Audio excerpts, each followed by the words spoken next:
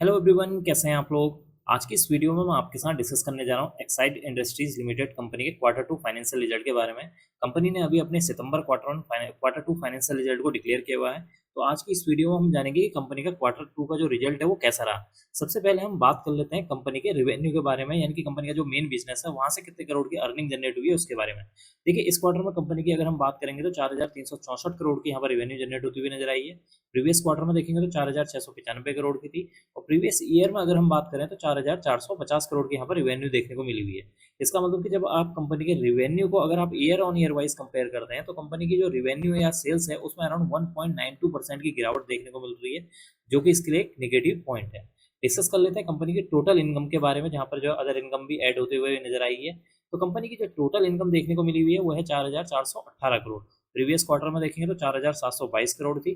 Previous year में देखेंगे तो 4,490 करोड़ की यहाँ पर टोटल इनकम देखने को मिल रही है। इसका मतलब कि इस क्वार्टर में कंपनी की जो टोटल इनकम है उसमें भी एक गिरावट देखने को मिल रही है, जो कि इसके लिए एक और निगेटिव पॉइंट है। बात कर लेते हैं कंपनी के खर्चों के बारे में, यानी कि टोटल एक्सपेंसेस के बारे में। देखिए, इस क्वार्टर में कंपनी के यहाँ पर जो एक्सपेंसेस देखने को मिल रहे हैं 4,164 करोड़। प्रीवियस क्वार्टर में देखेंगे तो 4,338 करोड़। प्रीवियस ईयर की अगर बात करेंगे तो 4,157 करोड़ के यहाँ पर टोटल एक्सपेंसेस देखने को मिल रहे हैं। इसका मतलब कि एक तरफ तो कंपनी की यहाँ पर जो सेल्स है उसमें गिरावट देखने को मिल रही है, दूसरी तरफ कंपनी के जो एक्सपेंसेस हैं वो यहाँ पर बढ़ते हुए नजर आ रहे हैं, जो कि इसके लिए एक डबल निगेटिव पॉइंट है। डिस्कस कर लेते हैं कंपनी के प्रॉफिट बिफोर टैक्स के बारे में। इस क्वार्टर में कंपनी का जो यहाँ पर प्रॉफिट बिफोर टैक्स देखने को मिल रहा है वो है 253 करोड़। प्रीवियस क्वार्टर की बात करेंगे तो 384 करोड़ था। प्रीवियस ईयर सितंबर 2024 की बात करेंगे तो यहाँ पर 332 करोड़ देखने को मिल रहा है। इसका मतलब कि कंपनी का जो प्रॉफिट बिफोर टैक्स है जब हम उसको भी कंपेयर करते हैं, यहाँ पर कंपनी का जो प्रॉफिट बिफोर टैक्स है उसमें अराउंड जो है 31% की गिरावट देखने को मिल रही है, जो कि इसके लिए एक और नेगेटिव पॉइंट है।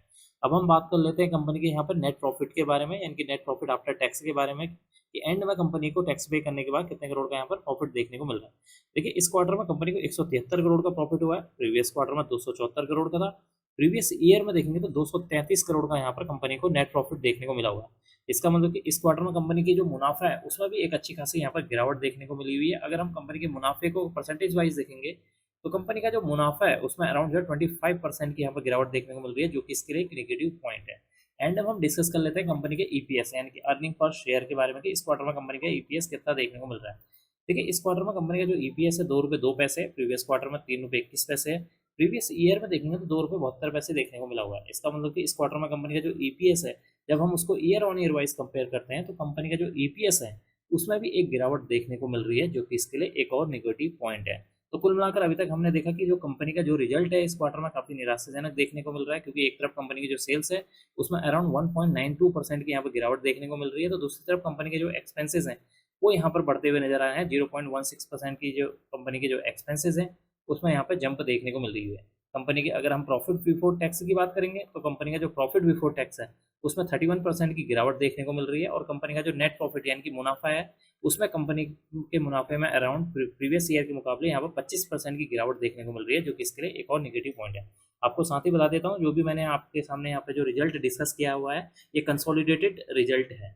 तो कुल मिलाकर हमने देखा कि कंपनी का जो रिजल्ट है इस क्वार्टर में निराशाजनक देखने को मिला हुआ है। अब मैं इस वीडियो को यहीं पर एंड करूंगा। उम्मीद करता हूँ कि आपको यह वीडियो पसंद आई होगी।